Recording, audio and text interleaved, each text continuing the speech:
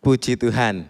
Selamat sore saudara yang dikasihi Tuhan, selamat berbakti dalam nama Tuhan Yesus Kristus.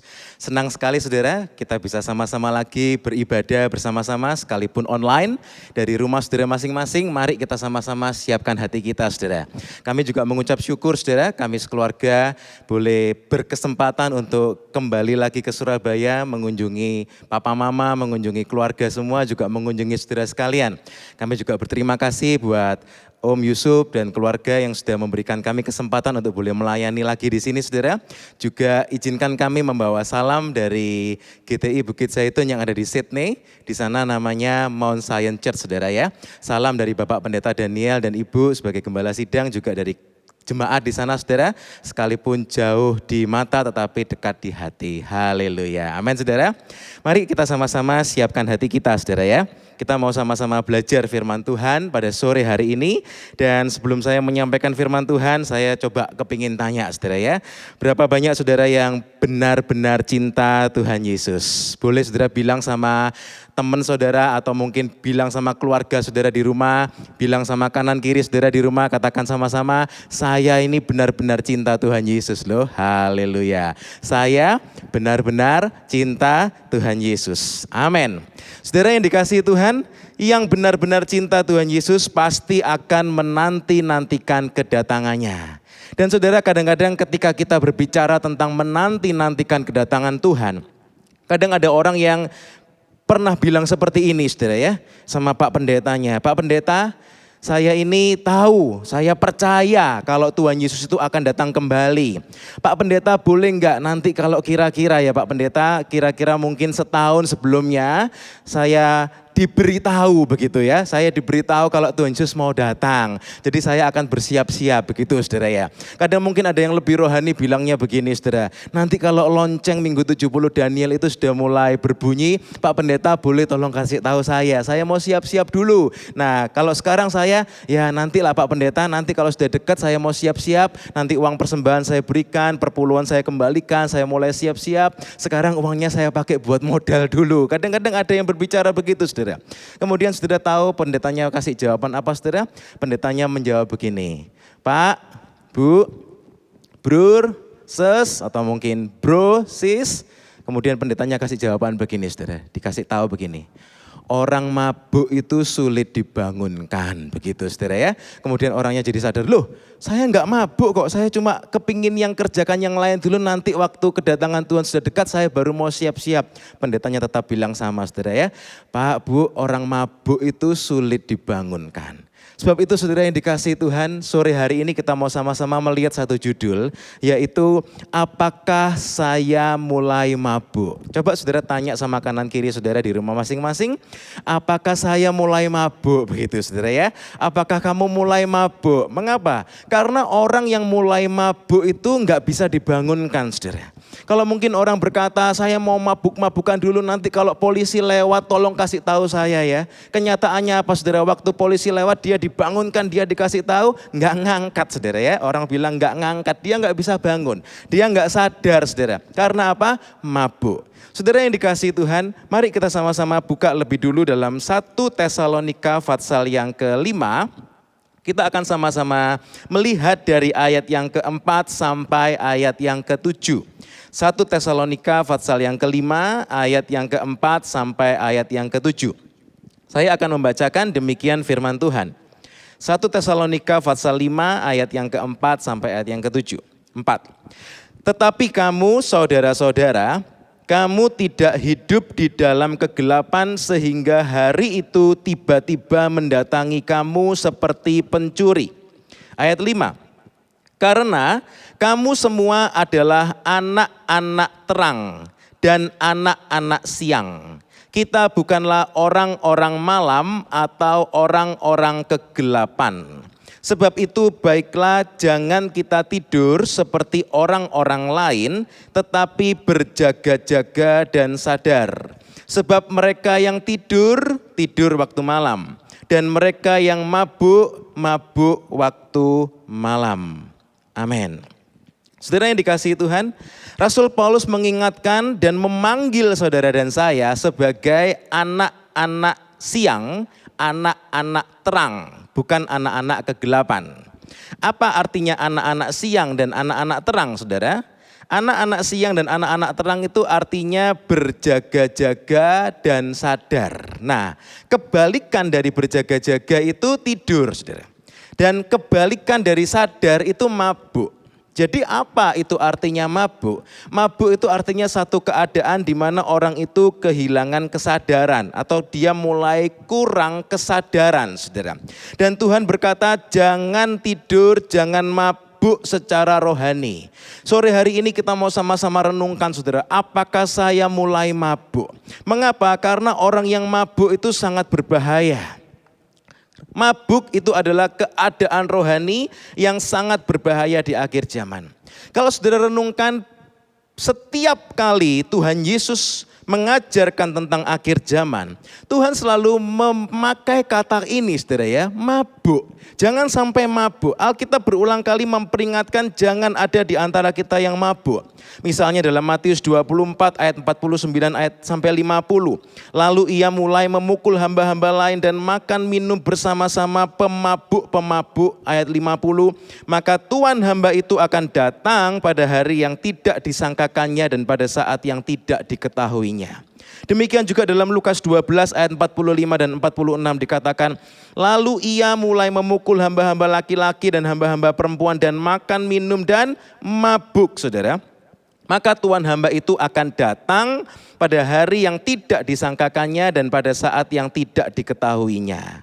Saudara yang dikasihi Tuhan, kalau kita tadi baca dalam 1 Tesalonika pasal yang kelima, bagi anak-anak terang kedatangan Tuhan itu tidak terjadi tiba-tiba, sehingga hari itu tiba-tiba mendatangi kamu seperti pencuri. Tidak demikian. Mengapa? Karena anak-anak terang dan anak-anak siang berjaga-jaga. Tetapi bagi mereka yang mabuk itu mengerikan, saudara ya. Saya membuat catatan di sini, orang yang mabuk akan benar-benar kaget. Orang yang mabuk akan kesulitan membaca tanda zaman. Orang yang mabuk tidak akan merasakan curahan hujan akhir yang menuju puncaknya di akhir zaman. Orang yang mabuk tidak akan dapat membedakan polarisasi yang terjadi di depan matanya. Sebab itu kita perlu untuk terus memperhatikan apakah saya mulai mabuk atau saya masih tetap sadar. Haleluya. Mari kita bergerak pada poin berikutnya, saudara. Kita akan sama-sama melihat dari firman Tuhan. Kondisi orang yang mabuk itu seperti apa? Supaya kita bisa sama-sama merenungkan apakah saya ini mulai mabuk atau mungkin orang-orang dalam tanggung jawab saya ini mulai mabuk, saudara ya. Kita akan melihat contoh yang pertama, saudara. Kondisi mabuk itu sangat berbahaya, saudara ya. Baik bagi dirinya sendiri, bagi orang lain, apalagi saudara. Mabuk itu begitu berbahaya. Di suatu negara didapati bahwa angka kecelakaan lalu lintas itu begitu tinggi dan korbannya bukan main banyaknya. Dan ternyata itu semua gara-gara mabuk, saudara. Sehingga di negara itu kemudian dibuat satu peraturan mulai tahun 80, saudara. Bahwa polisi itu berhak memeriksa setiap orang secara acak. Mereka punya satu alat, saudara. Dan orang itu diberhentikan sewaktu-waktu di tengah jalan, disuruh minggir, saudara. Kemudian dicek nafasnya, apakah nafasnya ada kandungan alkohol atau tidak. Dan kalau sampai ada kandungan alkohol tidak boleh lanjut menyetir dan dikenakan sanksi, saudara ya. Sejak peraturan itu diberlakukan tahun 1982, yang terjadi adalah angka kematian kecelakaan lalu lintas akibat mabuk itu begitu turun, saudara. Begitu turun sehingga polisi di negara itu merasa berhasil. Bahkan di beberapa tempat, saudara, dikatakan mereka membuat peraturan tidak boleh ada orang mabuk lewat di sini. Mengapa? Karena mungkin pernah terjadi ada anak-anak bermain, ada orang mabuk lewat situ, saudara. Kemudian anaknya dipukul, mungkin sampai celaka, saudara. Karena apa? Orang mabuk itu begitu mengerikan dan berbahaya. Secara jasmani, pemerintah di berbagai negara itu berusaha untuk mengurangi angka kecelakaan dan kematian akibat mabuk. Karena apa? Bahayanya begitu besar. Terlebih dari apa yang dapat diatur dan dapat dilihat oleh dunia ini, ternyata Alkitab itu memberikan begitu banyak contoh tentang bahayanya orang yang mabuk, saudara. Contoh yang pertama kita akan sama-sama lihat, saudara ya. Tentang Nuh. Nah, kita semua sama-sama ingat dan tahu tentang Nuh, saudara ya. Nuh ini dicatat di Alkitab awalnya, sekali lagi awalnya dia didapati benar dan tidak bercela di antara orang sejamannya, seorang yang hidup bergaul dengan Allah. Kejadian 6 ayat 9. Bayangkan saudara, satu rekomendasi yang begitu luar biasa tentang Nuh. Tetapi kemudian apa yang terjadi saudara? Dalam Kejadian pasal yang ke-9 dikatakan Nuh ini ternyata kemudian mabuk dan telanjang. Orang yang mabuk itu dia telanjang, dia nggak tahu saudara. Dan telanjang itu Alkitab selalu mengatakan telanjang itu memalukan saudara ya. Dan apa yang terjadi di akhir zaman kita juga ingat bahwa gereja di Laodikea saudara. Dalam Wahyu 3 ayat 17 sampai 18 dicatat demikian. Engkau tidak tahu bahwa engkau melarat dan malang, miskin, buta dan telanjang. Wahyu 3 ayat 18, maka aku menasihatkan engkau supaya engkau membeli daripadaku emas yang telah dimurnikan dalam api agar engkau jadi kaya dan juga pakaian putih supaya engkau memakainya agar jangan kelihatan ketelanjanganmu yang memalukan. Saudara yang dikasihi Tuhan, orang yang mabuk itu berisiko dia kemudian telanjang secara rohani. Kekudusannya hancur lebur sehingga dia sangat kondisinya memalukan. Dan itu semua dia tidak menyadari saudara ya. Dan itu terjadi kapan? Ketika seseorang itu mabuk. Ketika orang itu mabuk saudara, dia akan kesulitan untuk membedakan antara yang kudus dan yang najis saudara. Sehingga apa yang terjadi? Kekudusan hidupnya hancur lebur dan dia merasa ini tidak apa-apa. Ini tidak apa-apa. Saudara, di gereja tempat kami melayani di kota Sydney saudara. Mulai dari tahun 99 gereja menyewa satu sekolah saudara ya. Sekolah yang dipakai mulai dari tahun 99 oleh anugerah Tuhan sampai sekarang saudara. Dan di sebelah sekolah itu ada satu arena pacuan kuda saudara. Dan di sana ada satu tren yaitu yang namanya pacuan kuda, lomba kuda lari itu begitu populer saudara. Sehingga orang begitu banyak datang ke sana dan biasanya itu Sabtu sore saudara ya. Dan ketika orang ikut atau melihat acara kuda lari itu mereka juga mabuk-mabukan saudara ya. Dan ketika orang itu mabuk-mabukan saudara, ketika pulang dari situ biasanya kita selalu berpesan kepada anak-anak youth yang datang di hari Sabtu sore itu, kadang-kadang karena selesainya acara itu bersamaan dengan selesainya youth saudara ya. Kadang-kadang kalau selesainya bersamaan kita tahan dulu anak-anak youth jangan keluar dulu. Mengapa? Karena kalau orang mabuk itu dia tiba-tiba bisa buang air kecil sembarangan saudara. Dan dia tidak menyadari, bahkan mereka mungkin juga tidak malu. Bukan hanya yang laki juga yang perempuan saudara, begitu memalukan tetapi mereka tidak sadar saudara. Mengapa? Karena itulah orang yang mabuk. Itu kondisi yang mabuk saudara. Mazmur 107 ayat 27 dikatakan mereka pusing dan terhuyung-huyung seperti orang mabuk dan kehilangan akal. Secara rohani saudara, ketika orang itu mabuk, ketika orang itu kehilangan akal, dia tidak tahu mana bedanya antara yang kudus dan yang najis saudara. Karena apa? Mereka sudah mabuk. Contoh yang kedua, kondisi orang yang mabuk saudara. Kalau kita ingat saudara ada sebuah contoh tentang Imam Nadab dan Imam Abihu saudara ya. Dan kita tahu sama-sama ceritanya bahwa mereka membawa api yang asing saudara. Dan kemudian api dari Tuhan kemudian menghanguskan keduanya. Imamat 10 ayat 1 sampai ayat yang kedua. Kita mungkin seringkali bertanya-tanya saudara, mengapa tiba-tiba yang namanya Imam Nadab dan Imam Abihu ini membawa api yang asing saudara. Karena tidak ada cerita sebelumnya lalu tiba-tiba Imamat 10 ayat 1 sampai 2 dikatakan lalu anak-anak Harun, Nadab dan Abihu membawa perbaraannya membubuh api dan mereka mempersembahkan ke hadapan Tuhan.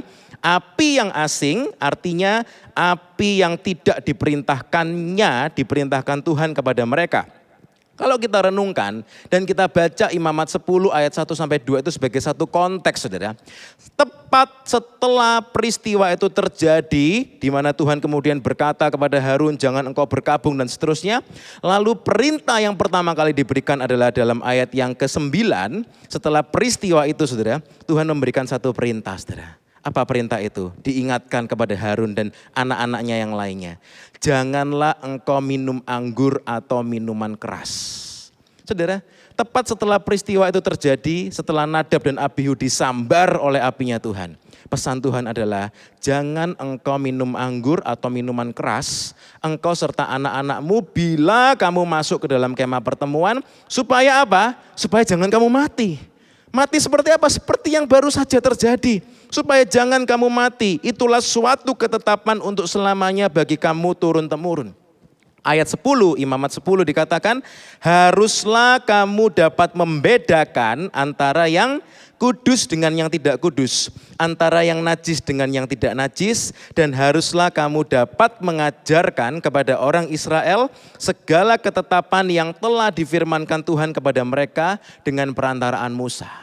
Sebagai imam, apa tugasnya Nadab dan Abihu, saudara? Tugas mereka adalah membedakan antara yang kudus dan yang tidak kudus. Mengajarkan kepada orang Israel segala ketetapan firman Tuhan. Itu wasiat lama, saudara. Dan oleh anugerah Tuhan dalam wasiat baru, saudara, Wahyu 1 ayat 5 dan 6 berkata, oleh kebangkitan Kristus. Beberapa waktu yang lalu kita baru saja merayakan Paskah, kematian dan kebangkitan Tuhan. Dan Wahyu 1 ayat 5 dan 6 berkata, oleh kebangkitan Kristus, orang beriman juga dijadikan sebagai imam-imam di hadapan Allah. Haleluya. Saudara bilang dong sama kanan kirinya, hei kita ini ternyata imam loh. Haleluya. Bilang dong saudara, kita ini ternyata imam. Imam-imam yang berkerajaan bahkan, imamat rajani. Dan sebagai imam apa yang dikatakan Tuhan, jangan sampai kita mabuk. Karena apa? Tugas kita sebagai imam-imam di hadapan Tuhan adalah membedakan antara yang kudus dengan yang tidak kudus, antara yang najis dengan yang tidak najis, dan mengajarkannya kepada orang Israel.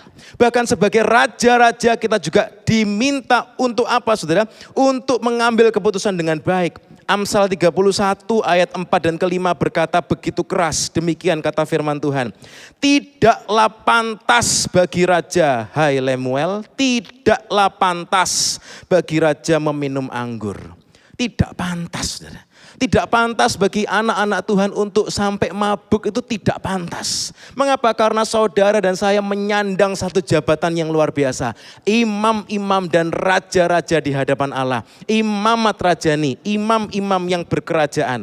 Dikatakan tidak pantas bagi raja untuk minum anggur. Jangan sampai, ayat 5, karena minum, ia melupakan apa yang telah ditetapkan dan membengkokkan hak orang-orang yang tertindas. Orang yang mabuk itu begitu mengerikan. Ketika orang itu mulai mabuk rohani, dia sudah terabas itu semua, saudara. Dan dia tidak lagi peduli antara yang kudus dan yang najis. Dia mulai melakukan ketidakkudusan, saudara. Dia mulai melakukan hal-hal yang najis secara rohani. Lalu apa yang terjadi, saudara? Dan kemudian bisa jadi seperti Nadab dan Abihu ini. Dia merasa dia melakukan kehendaknya Tuhan, ternyata tidak, saudara. Dia membawa api yang asing. Apa itu api yang asing? Dikatakan api yang asing itu api yang tidak diperintahkan oleh Tuhan. Jadi mereka sedang melakukan kehendaknya sendiri. Kalau saudara ingat dalam Matius 7 ayat 21 sampai 23. Di sana juga dikatakan ternyata ada orang-orang yang juga mabuk, saudara. Mabuk. Mengapa? Karena dalam Matius 7 ayat 21 dikatakan, bukan setiap orang yang berseru kepadaku Tuhan, Tuhan akan masuk ke dalam kerajaan sorga. Mereka merasa kami berseru namamu Tuhan, kami memanggil namamu. Tetapi Tuhan berkata apa? Melainkan dia yang melakukan kehendak Bapakku yang di sorga. Ayat 22, pada hari terakhir banyak orang akan berseru kepadaku Tuhan, Tuhan, bukankah kami bernubuat demi namamu dan mengusir setan demi namamu dan mengadakan banyak mujizat demi namamu juga? Pada waktu itulah aku akan berterus terang kepada mereka dan berkata, aku tidak pernah mengenal kamu. Enyala daripadaku kamu sekalian pembuat kejahatan. Saudara, orang yang mabuk ini celaka, saudara ya. Karena ternyata mereka membawa api yang asing. Mereka melayani tapi bukan karena kehendak Tuhan. Mungkin karena ambisi pribadi, karena motivasi-motivasi yang lain. Karena yang dikejar itu yang lainnya, saudara ya. Dan itu bisa membuat orang itu mabuk, saudara. Bisa membuat orang itu mabuk. Saudara, kita akan lihat contoh berikutnya. Contoh yang ketiga. Orang yang mabuk, orang itu saudara tidak merasakan tusukan firman. Saudara. Firman itu tajam. Firman itu akan berbicara, tapi orang yang mabuk itu tidak bisa merasakan tusukan firman itu, saudara. Dikatakan dalam Amsal 26 ayat yang ke-9 demikian. Amsal di mulut orang bebal adalah seperti duri yang menusuk tangan pemabuk. Ayat ini berbicara begitu banyak, saudara ya. Amsal di mulut orang bebal. Memang kalau orang bebal memperkatakan firman tidak ada kuasanya, saudara ya. Karena dia hanya memperkatakan amsal tapi dia tidak melakukannya. Amsal di mulut orang bebal. Nah, tapi ternyata amsal di mulut orang bebal ini disamakan seperti duri yang menusuk tangan pemabuk. Artinya apa? Ketika amsal yang dikatakan orang bebal itu disampaikan tidak ada kuasanya. Seperti duri yang menusuk tangan pemabuk itu tidak ada efeknya apa-apa, saudara. Orang mabuk itu kalau kena duri dia cuma ketawa-ketawa, saudara ya. Sebab itu tadi saya sampaikan di bagian awal, orang mabuk itu nggak bisa dibanguni, saudara. Orang mabuk itu tidak bisa dibangunkan. Ditusuk duri sekalipun dia nggak terasa apa-apa. Ada sebuah peristiwa, saudara. Ada seorang anak pulang rumah, saudara ya. Kelihatannya semua normal-normal saja.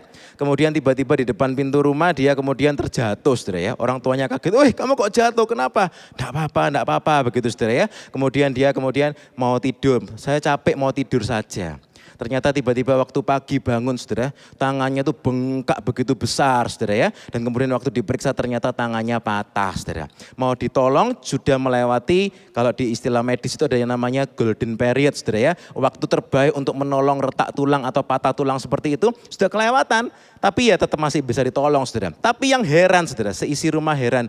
Loh, berarti tadi malam waktu jatuh tuh jatuhnya keras sekali sampai tangannya tuh patah. Iya, ternyata begitu. Tapi apa yang terjadi ketika dia jatuh tangannya patah, saudara?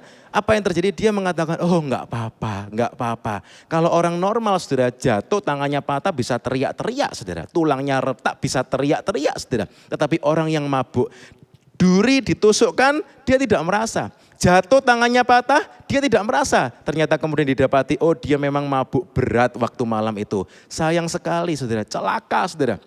Tangannya patah. Saudara yang dikasihi Tuhan, orang mabuk itu tidak bisa merasakan tusukan firman Tuhan. Firman Tuhan itu begitu tajam, seperti pedang yang bermata dua.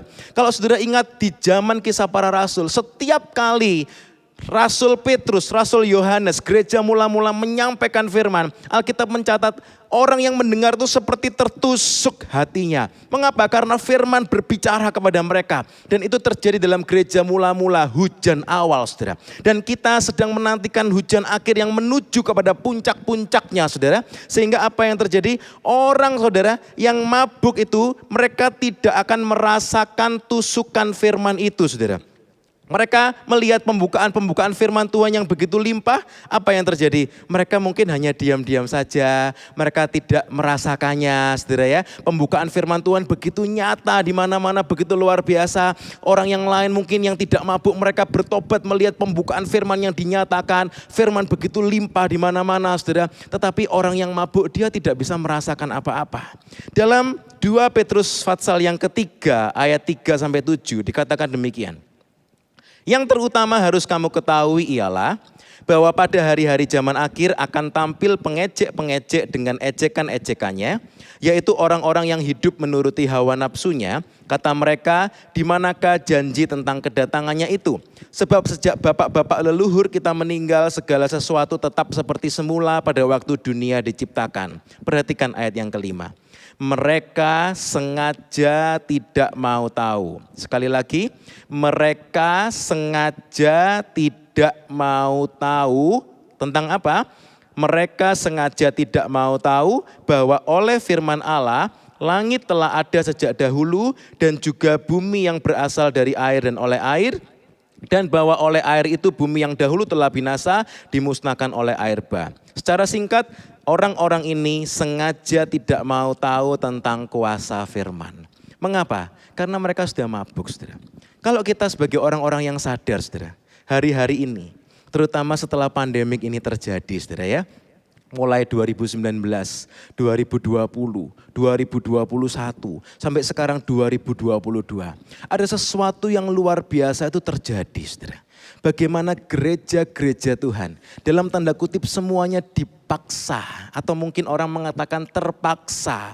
Semuanya bergerak secara online. Sehingga apa, saudara? Gereja memberitakan firman Tuhan, dunia media sosial, dunia online itu dipenuhi dengan firman Tuhan. Ini sesuatu yang tidak pernah dibayangkan sebelumnya. Kegerakan firman Tuhan yang begitu limpah, saudara. Sehingga kita mungkin mendengar ada banyak kesaksian, orang-orang akhirnya datang kepada Tuhan karena apa? Buka-buka YouTube kemudian ternyata muncul khotbah, saudara. Dan kemudian orang itu mendengar firman Tuhan dan bertobat. Kami mendengar kesaksian-kesaksian seperti itu dan oleh anugerah Tuhan ada beberapa juga yang dilayani, saudara. Dan saudara, mengapa itu terjadi? Sangat simpel. Siapa yang menginjili kamu? Siapa yang melayani kamu? YouTube, saudara. Luar biasa, tetapi ini cara yang dipakai Tuhan rupanya, saudara ya. Untuk apa? Kegerakan firman Tuhan yang begitu limpah. Sehingga orang yang tidak mabuk, mereka jadi sadar, mereka tertusuk, mereka tergugah, saudara. Mungkin bisa nangis-nangis sendiri, saudara, waktu dijamah oleh kebenaran firman Tuhan itu. Tetapi orang yang mabuk, saudara, orang yang mabuk, saudara, dia tidak akan merasakan apa-apa, saudara. Sulit sekali untuk menyadarkan orang yang mabuk itu. Berikutnya, yang terakhir, dari poin yang ini, saudara, tentang kondisi orang yang mabuk, dikatakan itu seperti lingkaran setan, saudara ya. Saya akan bacakan dari Amsal Pasal 23 ayat 29, demikian. Siapa mengaduh? Nah, orang mabuk itu sudah adu-adu, saudara ya. Siapa mengeluh, badannya sakit semua ternyata. Siapa bertengkar, banyak masalah dalam kehidupannya. Siapa berkeluh kesah, banyak problema, saudara. Siapa mendapat cedera tanpa sebab. Ya ini, saudara, seperti yang saya ceritakan tadi. Orang yang mabuk itu tidak sadar dia jatuh, tulangnya patah, dia jatuh berdarah sini sana. Dia rasa, dia pikir, oh saya kok cedera ya. Tapi saya lupa ini semua terjadi kenapa. Siapa mendapat cedera tanpa sebab. Siapa merah matanya. Biasanya orang yang mabuk itu matanya merah. Tapi ayat ini, saudara, dalam bahasa aslinya juga dijelaskan. Matanya itu mulai redup, saudara ya. Matanya mulai pudar, dia mulai kesulitan untuk melihat. Ayat 30, yakni mereka yang duduk dengan anggur sampai jauh malam, mereka yang datang mengecap anggur campuran. Ayat 31, jangan melihat kepada anggur kalau merah menarik warnanya. Anggur dunia itu begitu menarik. Dan mengilau dalam cawan yang mengalir masuk dengan nikmat, tetapi kemudian memagut seperti ular dan menyemburkan bisa seperti beludak. Orang yang mabuk itu seperti menelan ular hidup-hidupan, saudara. Dan kemudian ular itu di dalam tubuhnya memagut, ular itu kemudian menyemburkan bisa. Ayat 33, lalu matamu akan melihat hal-hal yang aneh dan hatimu mengucapkan kata-kata yang kacau. Ini orang mabuk. Dia berhalusinasi, dia mulai mengucapkan kata-kata yang kacau. Engkau seperti orang di tengah ombak laut, seperti orang di atas tiang kapal. Ayat 35, engkau akan berkata, orang memukul aku, tetapi aku tidak merasa sakit. Kelihatannya hebat, saudara ya. Orang memalu aku, tetapi tidak kurasa. Ini orang yang mabuk. Berikutnya, bilakah aku siuman? Perhatikan, saudara. Aku akan mencari anggur lagi. Mengerikan, saudara ya. Sangat mengerikan. Orang yang mulai mabuk secara rohani juga seperti ini, saudara. Orang itu sadar sebetulnya hidupnya itu enggak karu-karuan, saudara. Tetapi mereka begitu terikat. Sebab itu orang yang mabuk itu sulit dibangunkan. Sebab itu jangan sampai mabuk. Orang yang mabuk akan berkata, aku akan mencari anggur lagi. Aku akan cari anggur lagi. Saudara, itu tentang kondisi orang yang mabuk. Sekarang kita akan melihat poin berikutnya, saudara. Tentang menilai tanda zaman. Saudara yang dikasihi Tuhan, dalam Lukas pasal yang ke-12, Tuhan itu berkata, sebetulnya tanda zaman itu bukan sesuatu yang sangat sulit dan rumit. Atau mungkin orang Surabaya bilang jelimet, saudara. Tidak. Saudara, kalau ingat, Tuhan itu berkata demikian. Apabila kamu melihat awan naik di sebelah barat, Lukas 12 ayat 54. Segera kamu berkata akan datang hujan dan hal itu memang terjadi. Ayat 55, dan apabila kamu melihat angin selatan bertiup, kamu berkata, hari akan panas terik, dan hal itu memang terjadi. Hai orang-orang munafik, rupa bumi dan langit kamu tahu menilainya. Mengapakah kamu tidak dapat menilai zaman ini? Menilai zaman itu bukan sesuatu yang sulit. Tuhan tidak berkata menilai zaman itu seperti membedakan antara ikan sarden dan ikan makarel. Saya juga nggak tahu saudara bedanya ikan sarden sama ikan makarel apa. Menilai zaman itu tidak sesulit membedakan antara batu kecubung dan batu akik. Itu sangat sulit saudara. Perlu belajar untuk membedakan hal itu. Saudara, tetapi dikatakan Tuhan menilai tanda zaman itu seperti kamu melihat awan naik. Saudara, melihat awan naik. Anak saya yang paling kecil yang usia 5 tahun saudara, dia bisa melihat awan saudara. Kadang-kadang kalau kita mengajari anak-anak kita itu namanya daun, itu namanya awan. Oh lihat itu ada awan di sana, semua bisa mengatakan anak-anak itu awan, saudara ya, awan. Semua anak tahu saudara itu namanya awan. Oh awannya naik itu lihat awannya. Oh ada yang bentuk ini, ada yang bentuk itu. Oh lihat itu awannya jalan saudara. Itu sangat mudah untuk mengajari saudara. Artinya apa? Sebetulnya tanda zaman itu bukan sesuatu yang begitu rumit, yang begitu jelimet yang tadi seperti saya katakan itu saudara. Tetapi dikatakan apa? Sangat sederhana. Seperti awan yang naik. Seperti merasakan atau melihat angin yang bertiup. Angin memang gak bisa dilihat saudara. Tapi waktu angin itu bertiup, pohon-pohon mungkin mulai goyang, sampah-sampah, mungkin daun-daun yang jatuh mulai goyang saudara. Kita bisa lihat itu loh, itu ada angin di situ. Mungkin anak-anak bisa berkata, oh itu namanya angin. Begitu saudara ya. Menilai tanda zaman itu bukan sesuatu yang sulit. Tetapi bagi orang yang mabuk saudara, bagi orang yang mabuk semua itu gak kelihatan. Kita akan lihat satu contoh saudara, bahwa menilai tanda zaman itu mudah, tapi kalau orang itu mabuk semuanya jadi tidak berarti. Kita sama-sama cinta Tuhan Yesus dan kita menantikan kedatangan Tuhan Yesus yang kedua saudara. Nah kita akan sama-sama sekedar melihat, membandingkan sedikit bagaimana dengan kedatangan Tuhan Yesus yang pertama. Saudara, kalau saudara dan saya mungkin berkata atau mengandai-andai, seandainya saya hidup 2000 tahun yang lalu dan kebetulan ada di Israel atau di Yerusalem saudara, kita pasti akan bersyukur, kita rindu bertemu dengan Tuhan Yesus karena kita tahu Tuhan Yesus itu Mesias, dia juru selamat. Tapi saudara, apa yang terjadi hari-hari itu? Orang-orang tidak menyadari, bahkan mereka menyia-nyiakan kesempatan yang begitu besar. Mengapa? Ternyata karena mabuk saudara. Coba kita perhatikan beberapa hal. Dalam kedatangan Tuhan Yesus yang pertama, ada tanda pertama yang diberikan, bintang saudara. Dikatakan orang Majus itu sampai jauh-jauh datang karena mereka sadar. Karena mereka menanti-nantikan. Yang jauh datang saudara. Tapi ternyata yang dekat, yang ada di Bethlehem, yang ada di Israel saat itu, yang dekat justru acuh dan membunuh saudara. Mengapa? Karena orang-orang itu sudah mabuk, mereka tidak menyadari. Ada orang sudah datang jauh-jauh, mereka seharusnya bisa sadar saudara. Wah ini berarti firman Tuhan sedang digenapkan.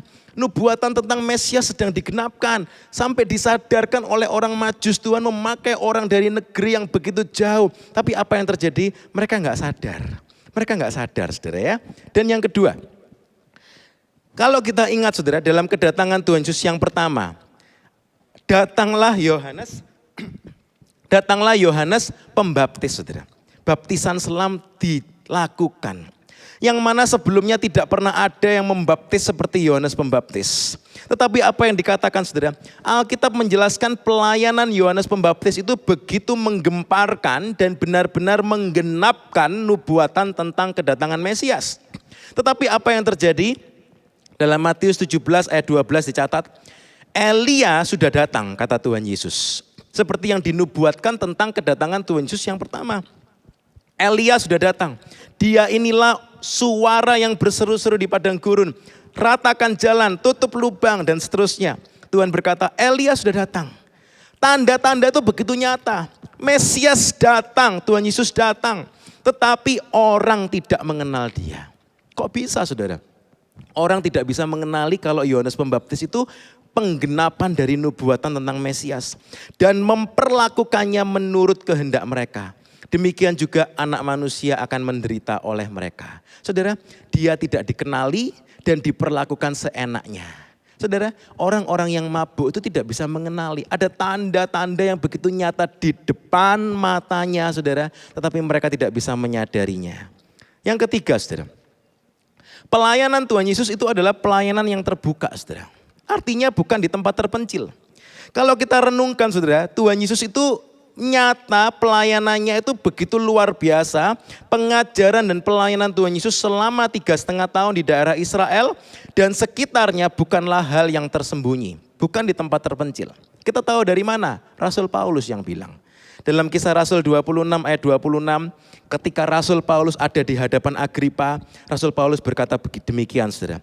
Aku yakin ya Raja Agripa, bahwa tidak ada sesuatu pun dari semuanya ini tentang Tuhan Yesus yang belum engkau dengar. Semua orang ternyata mendengar. Raja Agripa yang mana dari pemerintahan Romawi dia juga mendengar. Dan kemudian Paulus berkata demikian. Karena perkara ini tidak terjadi di tempat yang terpencil. Saudara, pelayanan dan pengajaran Tuhan Yesus itu betul-betul dinyatakan sangat terbuka, bukan di tempat yang terpencil. Tapi apa yang terjadi saudara? Kalau orang itu mabuk, mereka melihat itu ya mereka anggap ya sebagai angin lalu begitu saudara ya. Sehingga apa yang terjadi? Mesias datang saudara, mereka hanya berkata ya ini anak tukang kayu. Matius 13 ayat 55 sampai 57.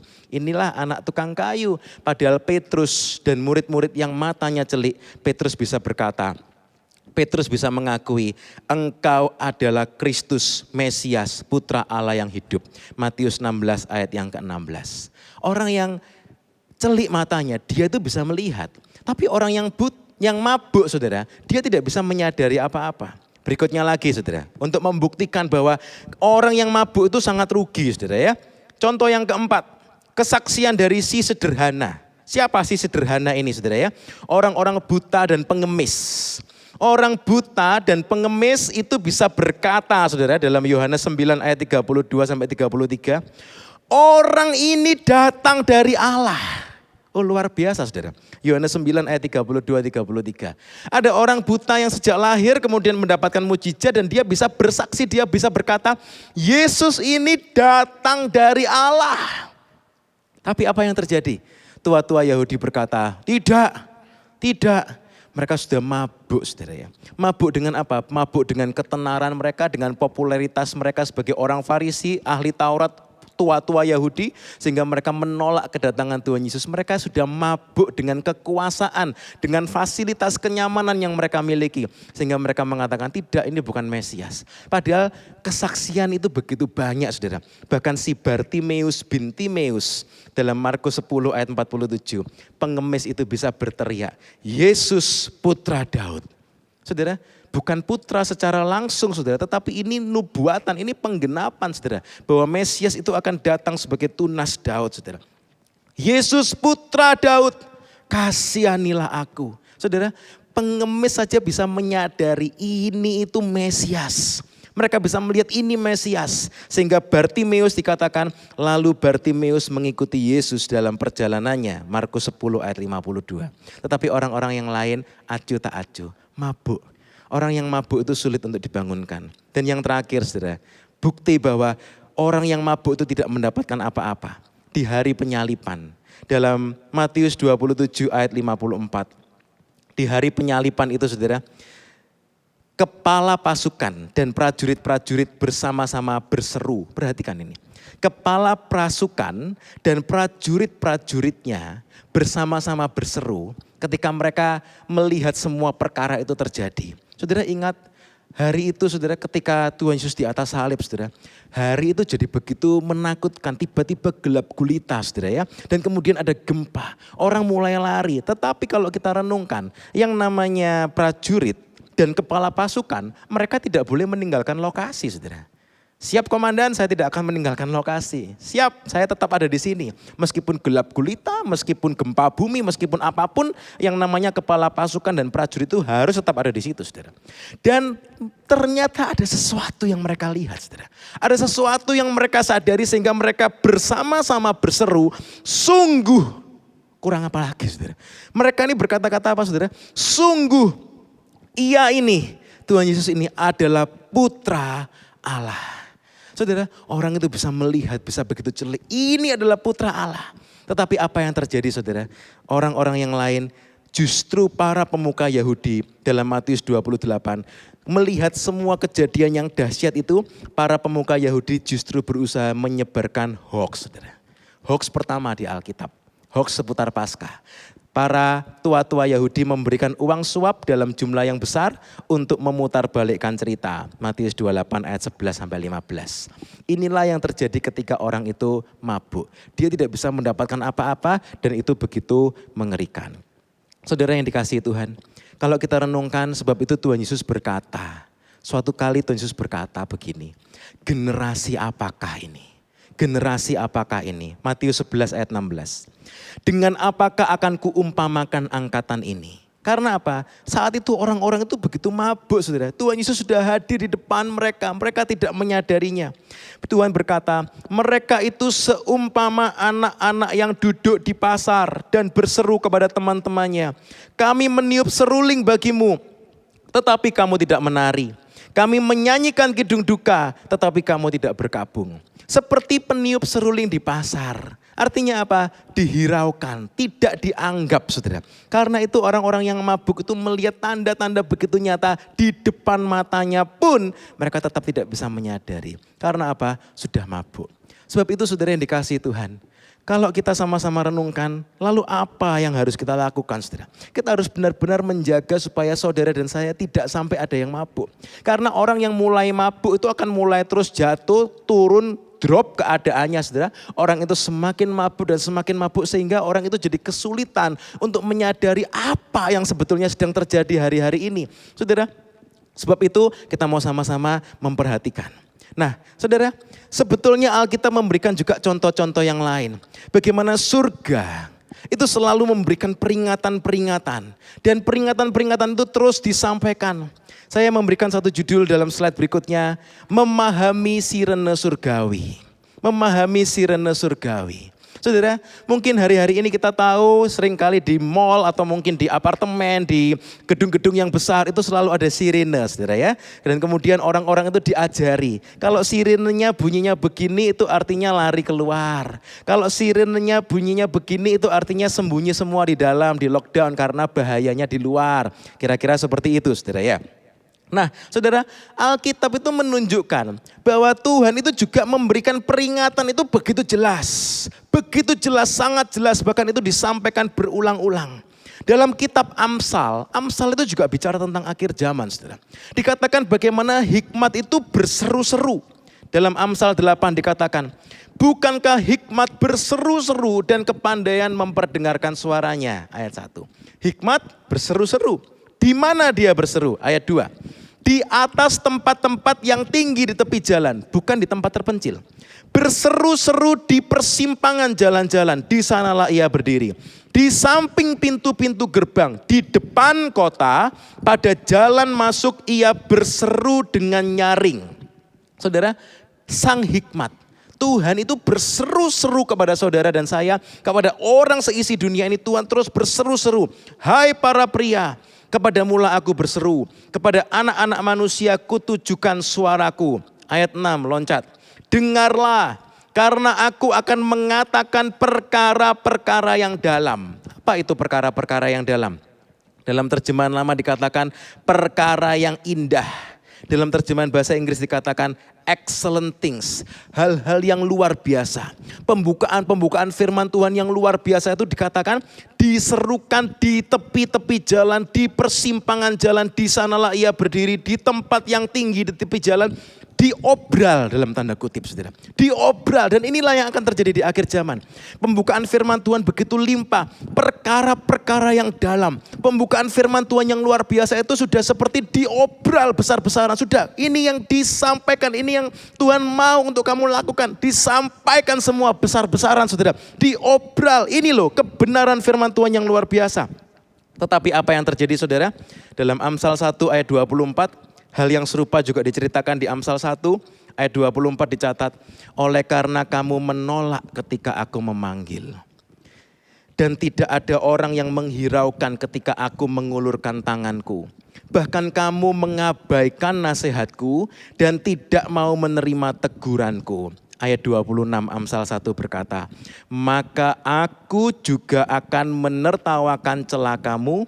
Aku akan berolok-olok apabila kedahsyatan datang ke atasmu. Saudara, ini cerita tentang akhir zaman, saudara. Ayat 27. Apabila kedahsyatan datang ke atasmu seperti badai, celaka melanda kamu seperti angin puyuh, kesukaran dan kecemasan datang menimpa kamu. Perhatikan ayat 28. Pada waktu itu mereka akan berseru kepadaku. Sama saudara. Berseru-seru, Tuhan, tolong Tuhan, sekarang kami mau mendengar. Tetapi tidak akan kujawab. Mereka akan bertekun mencari aku. Tuhan, tolong Tuhan, ampuni kami ketinggalan pengangkatan. Tuhan, tolong Tuhan, aku sekarang mau cari Engkau dengan tekun. Dikatakan, tetapi tidak akan menemukan aku. Sang hikmat diangkat. Oleh karena mereka benci kepada pengetahuan dan tidak memilih takut akan Tuhan. Tidak mau menerima nasihatku tetapi menolak segala teguranku. Ayat 33, loncat 33. Tetapi siapa mendengarkan aku, ia akan tinggal dengan aman, terlindung daripada kedahsyatan malapetaka. Saudara, kedahsyatan akhir zaman itu sudah disampaikan sejak zamannya Amsal, saudara. Dan dikatakan apa? Tuhan itu akan terus berseru-seru, begitu jelas, sangat jelas. Orang yang tidak mabuk, orang itu akan menyadari, wah ini sekarang perkara-perkara yang dalam yang biasanya itu khusus buat di seminar atau mungkin orang harus sekolah Alkitab untuk bisa mengerti hal-hal tertentu yang perkara-perkara yang dalam. Sekarang itu seperti seakan-akan semua diobral, saudara. Semua diobral, semua orang bisa mendapatkannya. Terserah sekarang tinggal keputusan orang itu. Mereka mau makan perkara-perkara yang indah yang dalam-dalam itu atau mereka mengabaikannya, menghinakannya. Saudara, akan ada kedahsyatan malapetaka seperti yang dikatakan dalam kitab Amsal. Tetapi siapa mendengarkan aku, ia akan tinggal dengan aman. Ada lagi satu macam sirene yang lain, saudara ya. Sirene surgawi yang lain. Kalau saudara ingat, saudara, sebelum pembuangan, peristiwa pembuangan itu terjadi. Peristiwa pembuangan itu begitu mengerikan, saudara. Orang Israel mengalami penyiksaan seperti yang belum mereka bayangkan. Orang dibuang, dibawa ke pembuangan. Alkitab menceritakan itu mereka dikail di hidungnya, saudara. Ditarik dengan kail di hidungnya. Itu orang-orang yang masuk ke dalam pembuangan. Kalau kita lihat dalam kitab nabi-nabi menceritakan betapa mengerikan peristiwa pembuangan itu terjadi, saudara. Perempuan, ibu-ibu yang hamil perutnya dibelah. Aduh, begitu mengerikan, saudara. Tetapi pertanyaannya adalah, apakah peristiwa pembuangan itu terjadi tiba-tiba? Tidak, saudara. Bertahun-tahun, berbelas-belas tahun, bahkan berpuluh-puluh tahun sebelumnya dikatakan dalam 2 Tawarin 36 ayat 15. Tuhan berulang-ulang mengirim pesan melalui utusan-utusannya karena ia sayang kepada umatnya dan tempat kediamannya. Tuhan itu sayang. Haleluya. Bilang sama kanan kiri saudara ya, Tuhan itu sayang kita. Amin. Tuhan itu sayang. Karena sayang Tuhan itu suka mengulang-ulang. Amin saudara. Karena sayang Tuhan itu memberikan pesan itu berulang-ulang. Sama seperti orang tua karena sayang kepada anak-anaknya dikasih pesan itu berulang-ulang. Kita jadi anak kadang-kadang mungkin kita merasa aduh iya Pak, iya Mas, saya mengerti, sudah jangan diulangi lagi, saya sudah tahu. Tetapi saudara sebagai anak kita biasanya sulit untuk mengerti sampai akhirnya kita jadi orang tua, kita juga melakukan hal yang sama saudara. Karena apa? Iya dulu waktu saya masih anak-anak saya nggak ngerti kenapa papa mama saya ngomongnya diulang-ulang. Tapi ternyata sekarang saya jadi orang tua, saya juga demikian. Karena apa? Saya sayang kepada anak-anak saya. Saudara yang dikasihi Tuhan, Tuhan berkata pesan itu dikirim berulang-ulang. Dan dalam terjemahan lain dikatakan pagi-pagi saudara, dalam terjemahan lama. Karena sayangnya Tuhan itu membangunkan hamba-hambanya pagi-pagi disuruh berseru-seru di jalan-jalan saudara ya. Untuk menyatakan, untuk mengingatkan bertobatlah, bertobatlah Tuhan itu mau datang. Bertobatlah kalau tidak engkau akan masuk dalam pembuangan dan seterusnya. Tetapi apa yang terjadi? Utusan-utusan itu diolok, dihina, diejek. Sehingga apa yang terjadi? 2 Tawarin 36 ayat 16. Oleh sebab itu murka Tuhan bangkit terhadap umatnya sehingga tidak mungkin lagi pemulihan. Kita tahu saudara bahwa setelah orang Israel itu dibuang, mereka ternyata masih dipulihkan lagi saudara ya. Mereka masih kembali lagi dalam zamannya Ezra, Nehemia dan Esther. Tetapi ayat ini berbicara secara nubuatan juga. Akan ada saatnya bahwa tidak mungkin lagi pemulihan. Pemulihan itu artinya apa, saudara? Pengulangan, saudara ya. Pengangkatan itu terjadi satu kali, saudara. Tidak ada lagi pengulangan, tidak mungkin lagi ada pemulihan. Ketika semua waktunya habis, ya sudah habis. Tetapi sebelum waktunya habis, pesan itu disampaikan berulang-ulang, dikirimkan pagi-pagi, saudara. Semua disampaikan, tidak ada yang ditutup-tutupi. Tetapi bagi orang yang mabuk, apa yang terjadi? Mereka tidak bisa menyadari semuanya. Itu yang terjadi dalam sejarah yang sudah kita pelajari dalam firman Tuhan. Lalu bagaimana dengan kedatangan Tuhan Yesus yang kedua, saudara? Bagaimana dengan kedatangan Tuhan Yesus yang kedua? Saya mau ajak saudara buka dalam Kisah Rasul 1 ayat 7 dan ayat yang ke-8. Kisah Rasul 1 ayat yang ke-7 dan yang ke-8, firman Tuhan berkata demikian. Saat itu murid-murid berkata kepada Tuhan dalam Kisah Rasul pasal 1 ayat yang ke-6. Tuhan, maukah engkau pada masa ini memulihkan kerajaan bagi Israel? Dalam ayat yang ke-7, Tuhan kemudian berkata kepada mereka, engkau tidak perlu mengetahui masa dan waktu yang ditetapkan Bapa sendiri menurut kuasanya. Nah, ternyata Tuhan bilang begini, saudara. Engkau tidak perlu mengetahui masa dan waktunya karena itu sudah ditetapkan oleh Tuhan menurut kuasanya. Sudah ditetapkan sendiri oleh Bapa menurut kuasanya. Saudara, kita sama-sama menanti-nantikan kedatangan Tuhan Yesus yang kedua. Lalu apa yang terjadi? Lalu apa yang dikatakan Tuhan Yesus ayat 8? Tetapi kamu akan menerima kuasa kalau Roh Kudus turun ke atas kamu dan kamu akan menjadi saksiku di Yerusalem dan di seluruh Yudea dan Samaria dan sampai ke ujung bumi. KSD, Kisah 1:8. Kita mungkin sama-sama hafal ayat ini. Tetapi dalam konteksnya, saudara, ayat ini berbicara sebetulnya inilah yang harus kita kerjakan selagi kita menanti-nantikan kedatangan Tuhan. Saudara, kita tidak perlu mengetahui masa dan waktunya. Atau dalam terjemahan lain dikatakan demikian, terjemahan lama. Tiadalah perlu bagi kamu mengetahui masa atau ketika yang ditetapkan oleh Bapa menurut kuasanya sendiri. Dalam terjemahan bahasa Inggris dikatakan, itu bukan bagianmu untuk mengetahui masa atau waktunya yang sudah Allah miliki dalam kekuasaannya sendiri. Tetapi bagian saudara dan saya, apa itu? Kita jangan mabuk dan kita terus bersaksi. Kita lakukan apa yang menjadi tugas kita. Saudara, berulang kali Tuhan Yesus berkata, orang-orang yang menantikan Tuhan lalu mereka menanti-nanti kok gak datang-datang ya.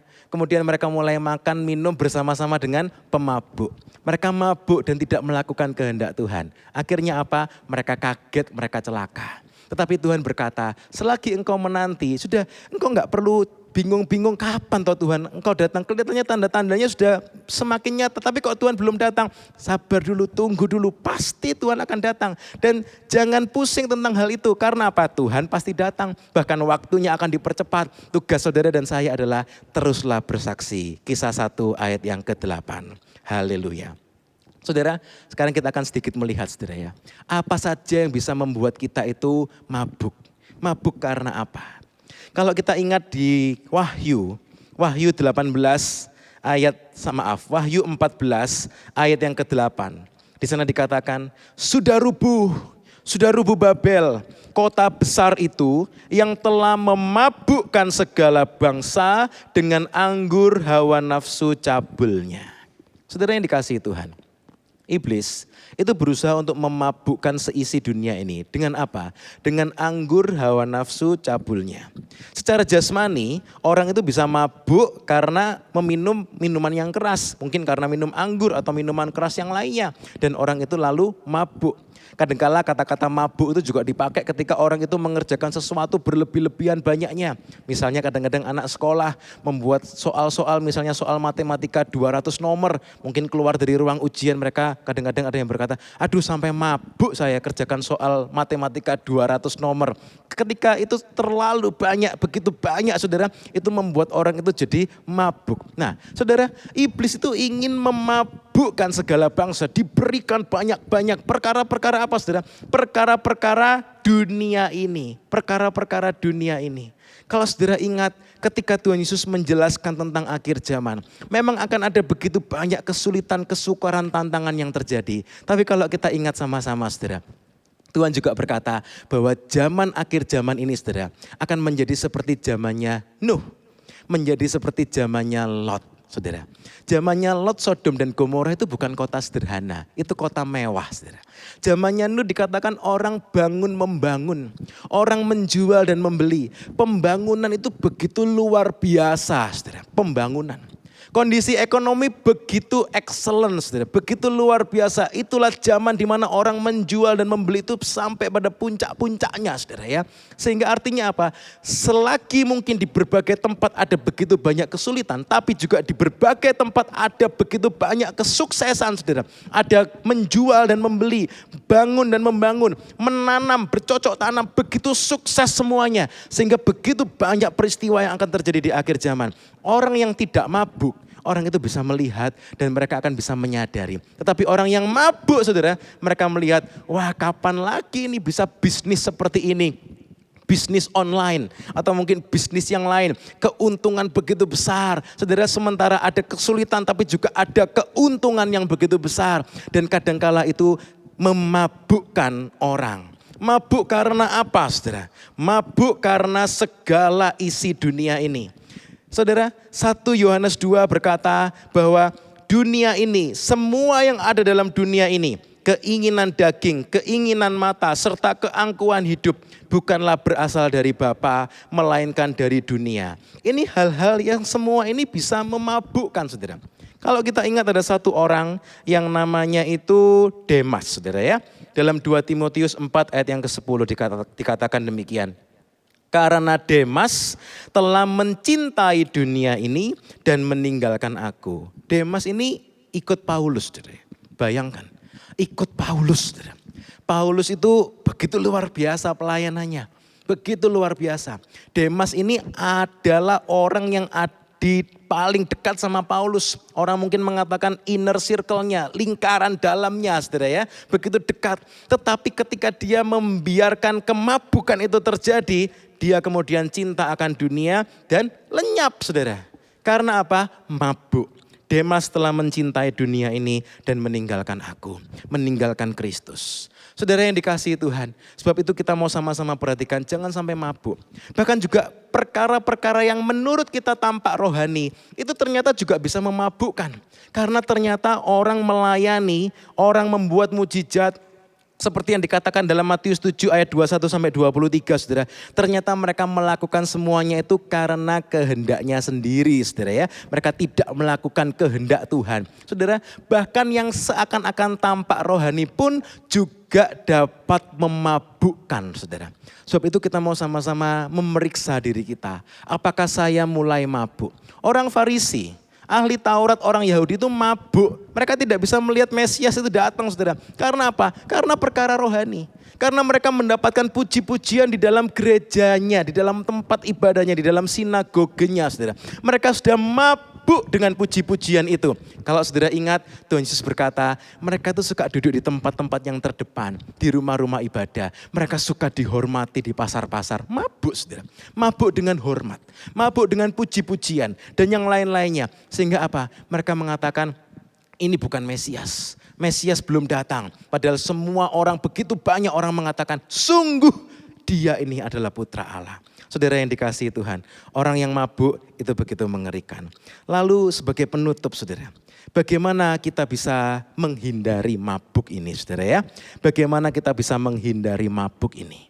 Kita mau sama-sama buka dalam Efesus pasal yang ke-5, ayat yang ke-18 sampai ayat yang ke-21. Efesus pasal yang ke-5 ayat 18 sampai ayat 21. Demikian firman Tuhan.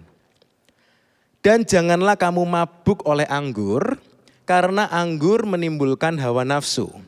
Tetapi hendaklah kamu penuh dengan roh. Saudara perhatikan. Alkitab seringkali mengajarkan kita dengan cara seperti ini, saudara ya. Lawannya atau tolak belakangnya. Jangan mabuk dengan anggur, tetapi hendaklah kamu penuh dengan roh. Saudara yang dikasihi Tuhan, dunia ini begitu memabukkan. Orang bisa mabuk dengan pekerjaannya, orang bisa mabuk dengan pelayanannya, orang bisa mabuk dengan pujian, orang bisa mabuk dengan kekayaan, orang bisa mabuk dengan kemewahan, orang bisa mabuk dengan kenyamanan hidup, orang bisa mabuk dengan amarahnya, orang bisa mabuk dengan kebenciannya, orang bisa mabuk dengan iri hatinya, orang bisa mabuk dengan dosa-dosa seksual, dosa-dosa zina, orang bisa mabuk dengan segala segala macam apapun.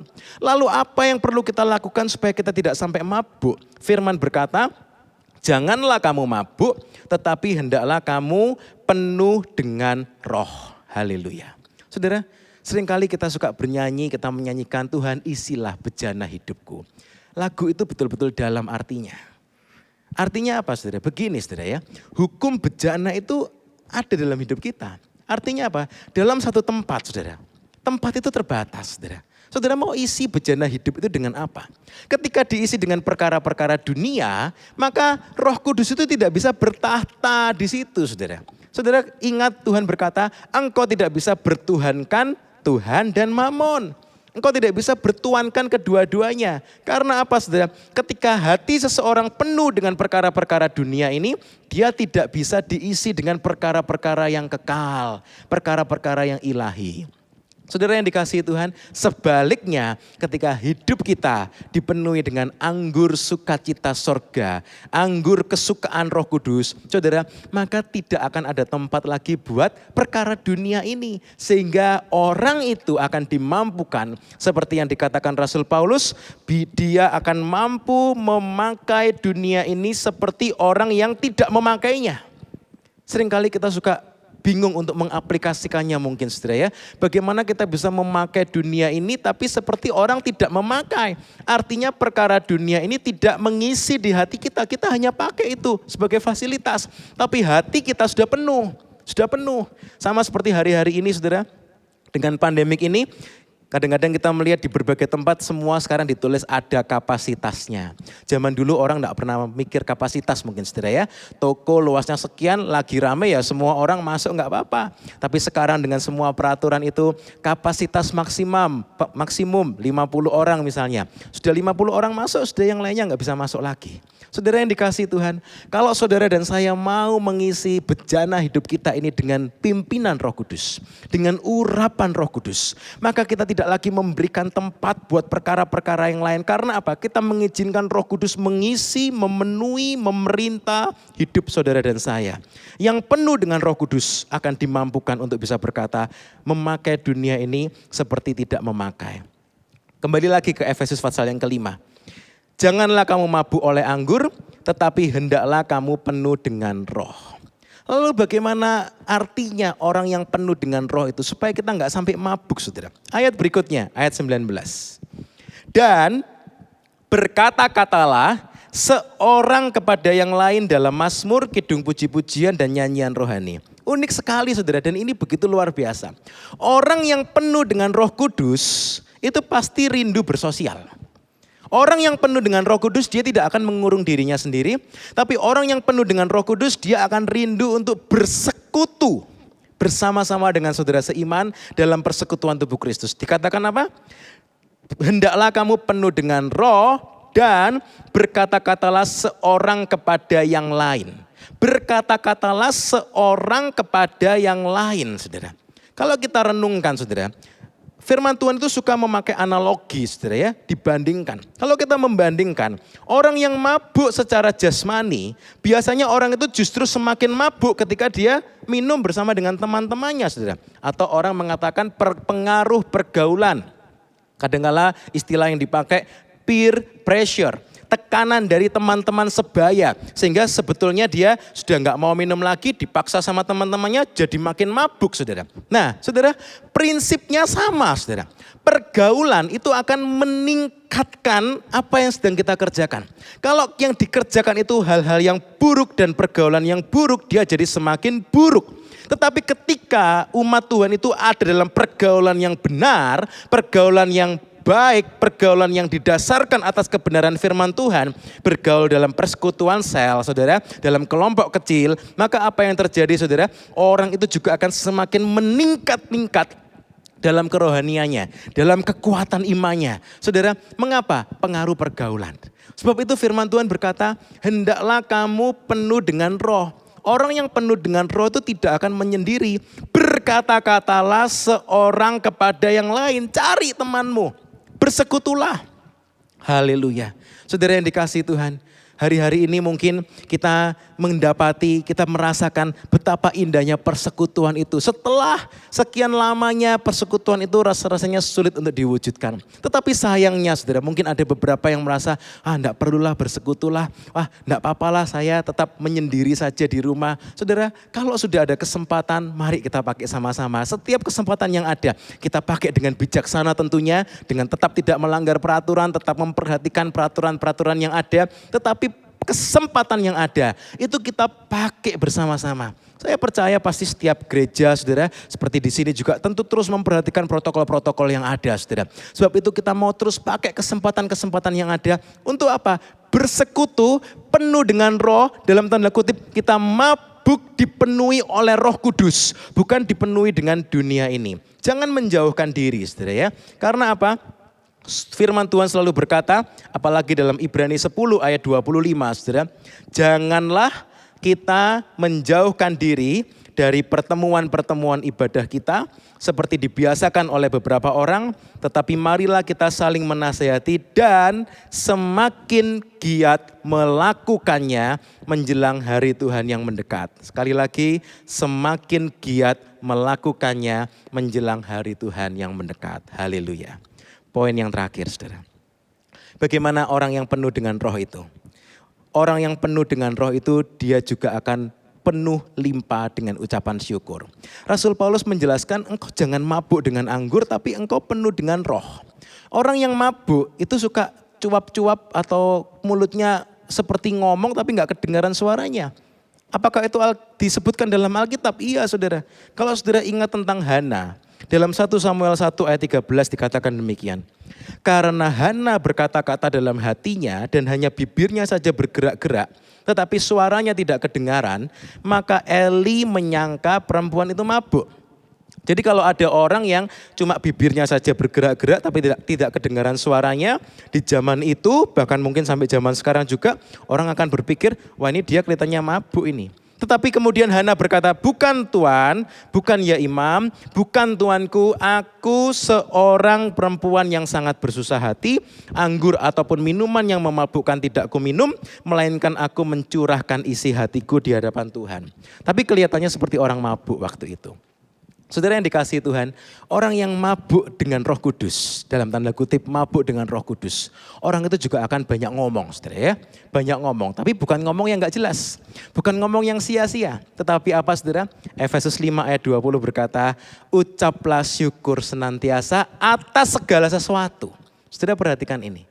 Mengucap syukur bukan hanya untuk perkara-perkara yang baik, yang enak, yang nyaman, yang memang dinanti-nantikan. Tetapi mengucap syukur atas segala sesuatu. Baik yang enak juga yang gak enak. Baik mungkin yang dinantikan juga mungkin yang tidak terduga.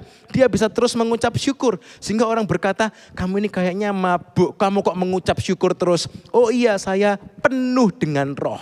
Orang yang penuh dengan roh itu mereka akan dimampukan untuk terus mengucap syukur, saudara ya. Dan kelanjutannya saudara, dalam ayat 21, dan rendahkanlah dirimu seorang kepada yang lain di dalam takut akan Kristus. Ini poin-poin yang disampaikan oleh Rasul Paulus. Supaya tidak mabuk dengan anggur, tapi mabuk dengan pimpinan Roh Kudus. Merendahkan diri. Saudara, orang yang mabuk itu dipenuhi dengan hawa nafsu. Anggur itu menimbulkan hawa nafsu. Hawa nafsu itu kesombongan. Tidak ada hawa nafsu merendahkan diri, itu enggak ada saudara ya. Hawa nafsu itu meninggikan diri, menyombongkan diri. Tetapi orang yang penuh dengan Roh Kudus, orang itu akan merendahkan diri dengan kasih dan sukacita Kristus. Dan inilah kunci untuk bersekutu di akhir zaman. Kalau di dalam zaman hujan awal saudara, hujan mula-mula, gereja mula-mula, mereka bersekutu itu tiap-tiap hari. Kok bisa bersekutu demikian langgeng? Kadang orang berkata lebih baik jarang-jarang ketemu, lebih aman. Lebih banyak ketemu, banyak masalah. Lebih banyak ketemu, banyak pertengkaran. Sebab itu jarang-jarang ketemu lebih aman. Itu kata dunia, saudara. Tetapi apa yang terjadi dalam gereja mula-mula? Mereka bersekutu tiap-tiap hari dan justru mereka menjadi lebih kuat. Karena apa? Karena ada kasih Kristus, kebenaran Kristus. Mereka penuh dengan Roh Kudus. Orang yang penuh dengan Roh Kudus itu akan saling merendahkan diri dengan kasih dan sukacita Kristus.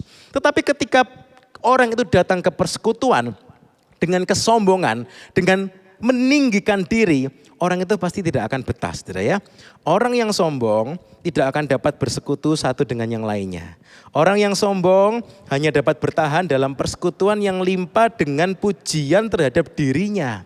Sebab itu kita selalu membiasakan dalam persekutuan tubuh Kristus, saudara. Kita tidak suka seperti cara dunia. Orang datang kemudian mungkin dipuji-puji. Wah, kamu cakep sekali hari ini. Wah, kalau kamu nggak datang nggak rame. Wah, kalau kamu datang persekutuan ini jadi rasanya luar biasa. Nah, bagi orang-orang yang sombong senang sekali kalau seperti itu, saudara. Wah, iya makanya saya datang ke sini. Tapi ketika ada orang yang baru yang lainnya lagi dipuji seperti itu, dia mulai kurang pujiannya. Dia mulai berkata, kayaknya ini persekutuan sudah mulai nggak enak.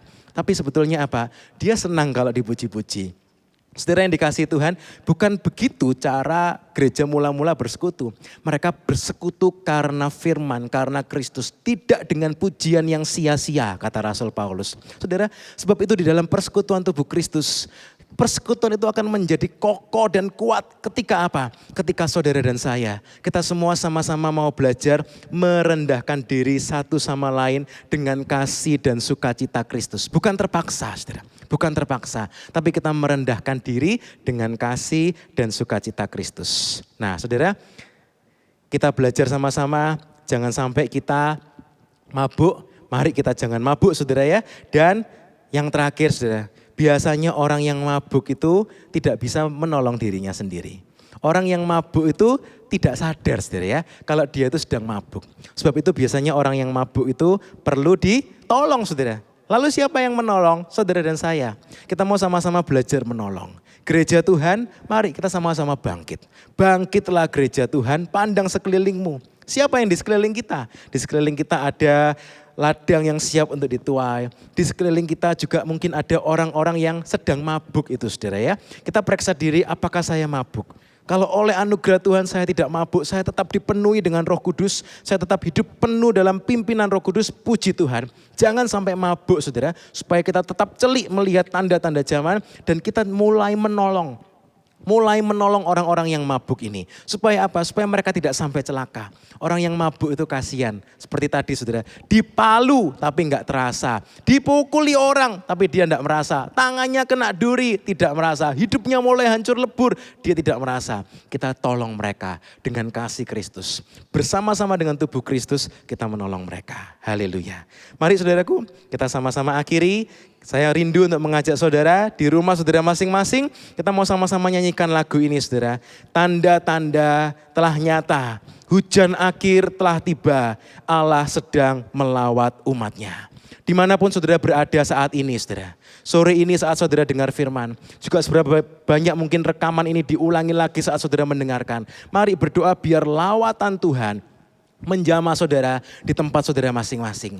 Biar lawatan Tuhan bekerja, urapan Tuhan menjamah saudara. Haleluya. Terima kasih Tuhan Yesus. Terima kasih Tuhan Yesus. Kami berdoa Tuhan. Haleluya. Terima kasih Tuhan Yesus. Oh, terima kasih Tuhan Yesus. Haleluya, haleluya. Oh, terima kasih Tuhan Yesus. Kita mau sama-sama nyanyikan ini. Tanda-tanda telah nyata. Terima kasih Tuhan. Terima kasih Tuhan Yesus. Oh, haleluya. Kami menyembah-Mu Tuhan sore ini Tuhan. Katakan sama-sama saudara. Tanda-tanda telah nyata, hujan akhir telah tiba. Allah sedang melawat umatnya. Ladang telah menguning, siap untuk dituai. Banyak jiwa menanti uluran tangan kita. Tuailah, tuailah sekarang. Sekali lagi nyanyikan tanda-tanda. Tanda-tanda telah nyata, hujan akhir telah tiba. Allah sedang melawat umatnya. Rasakan lawatan itu saat ini saudara. Ladang telah menguning, siap untuk dituai. Banyak jiwa menanti uluran tangan kita. Tuailah, tumpailah sekarang. Nyatakan kemuliaannya, nyatakan kemuliaannya pada segala bangsa. Biar kuasanya dinyatakan melimpah. Bangkitlah gereja Tuhan, pandang sekelilingmu. Generasi ini selamatkan ya Tuhan. Ini doaku. Sekali lagi, nyatakan kemuliaannya, nyatakan kemuliaannya pada segala bangsa. Biar kuasanya dinyatakan melimpah. Bangkitlah gereja Tuhan, pandang sekelilingmu. Generasi ini selamatkan ya Tuhan. Ini doaku. Generasi ini, generasi ini selamatkan ya Tuhan.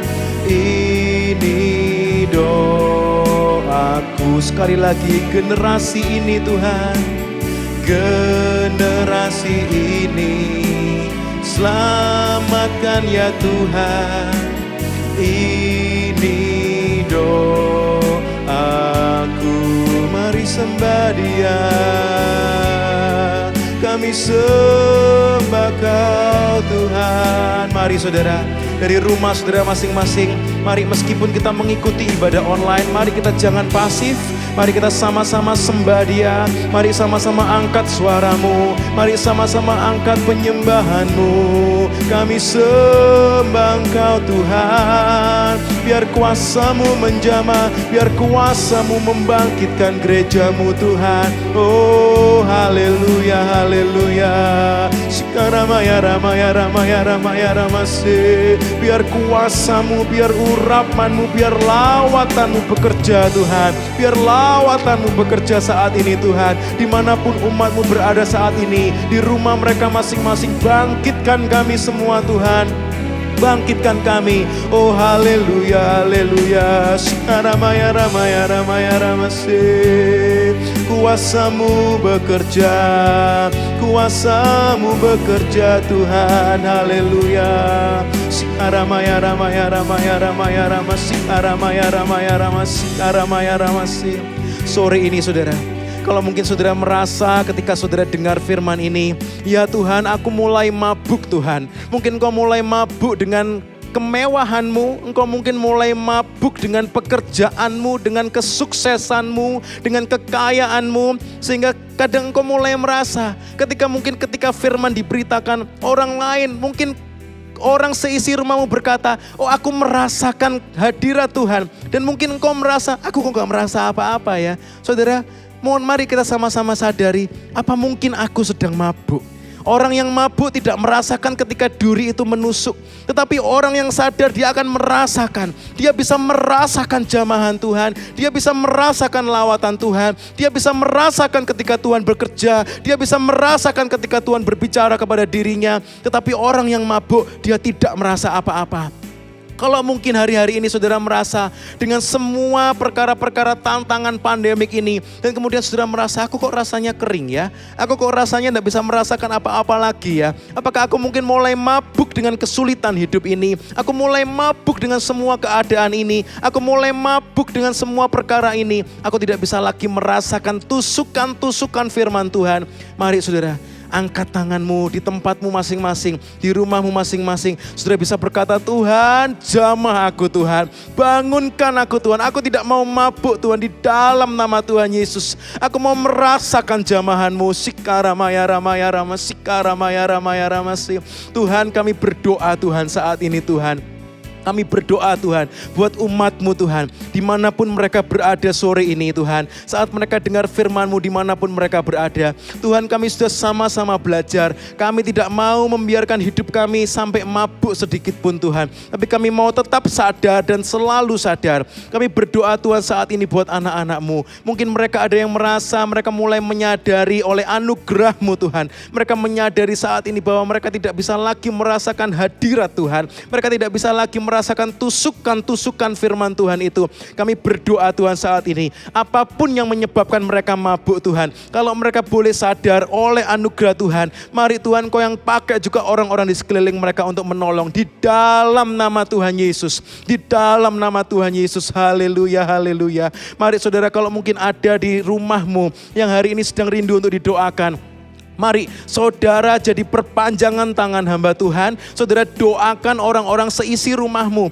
Mungkin itu anakmu yang mulai kebal terhadap jambahan firman Tuhan. Mungkin itu suamimu, mungkin itu istrimu. Jangan sungkan, tumpangkan tanganmu. Engkau juga punya kuasa yang sama. Kuasa itu bukan milik pendeta, kuasa itu bukan milik rasul-rasul. Kuasa itu diberikan kepada setiap orang percaya. Kalau mungkin ada yang perlu didoakan di rumahmu saat ini, tumpangkan tanganmu.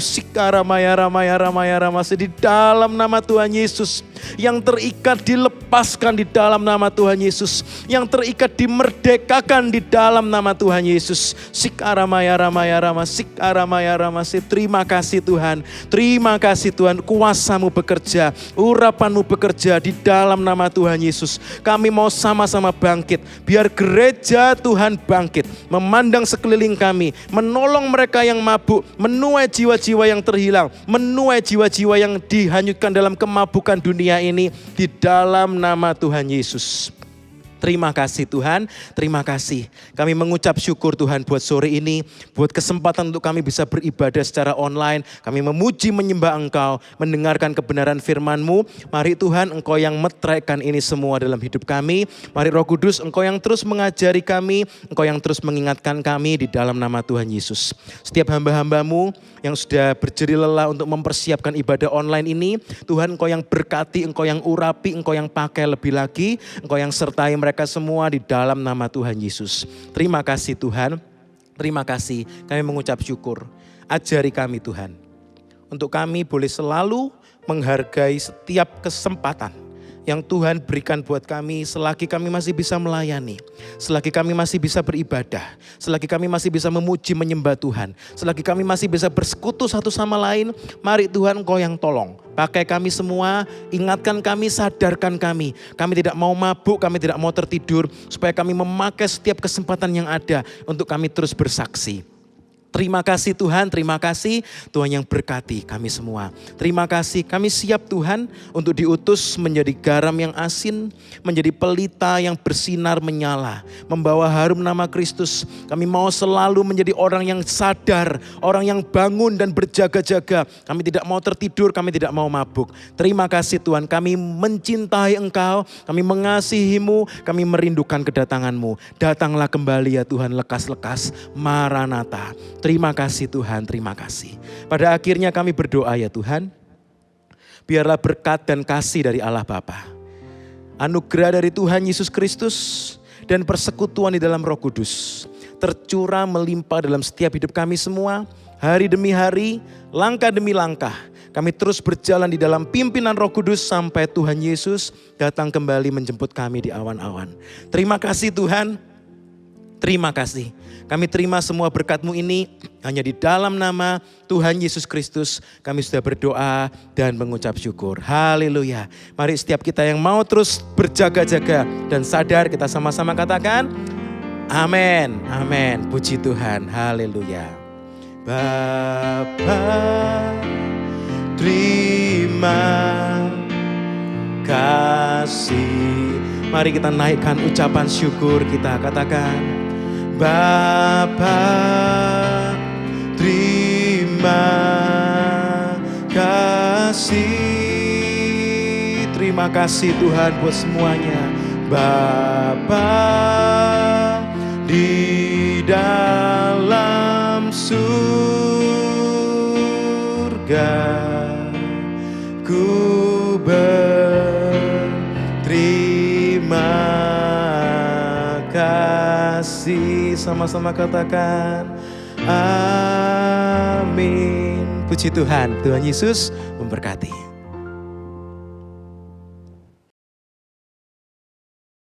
Shalom saudara-saudara, puji Tuhan kita telah menerima berkat firman Tuhan pada hari ini. Kiranya firman Tuhan yang sudah ditaburkan bisa memberkati saudara-saudara sekalian. Berikut pengumuman-pengumuman dari gereja kita. Ibadah minggu pagi sudah bisa diikuti secara onsite dan online mulai pukul 6 sampai kurang lebih 8.30. Ibadah minggu pagi kedua diadakan melalui Zoom pukul 11 pagi. Informasi lengkap tertera pada layar saudara.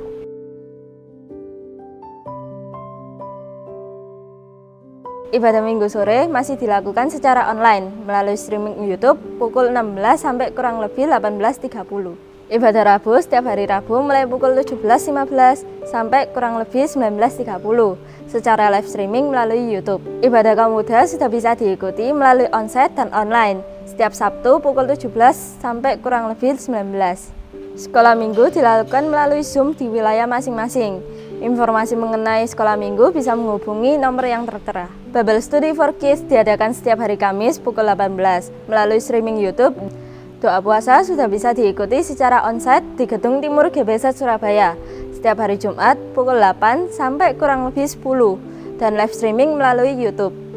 Ibadah peringatan kenaikan Tuhan Yesus Kristus diadakan pada hari Kamis 26 Mei 2022 pukul 6 sampai kurang lebih 8.30, diadakan secara online dan onsite. Kelompok kecil atau PS dan doa pagi masih tetap diadakan secara online dengan menggunakan aplikasi Zoom, Google Meet, atau aplikasi lainnya.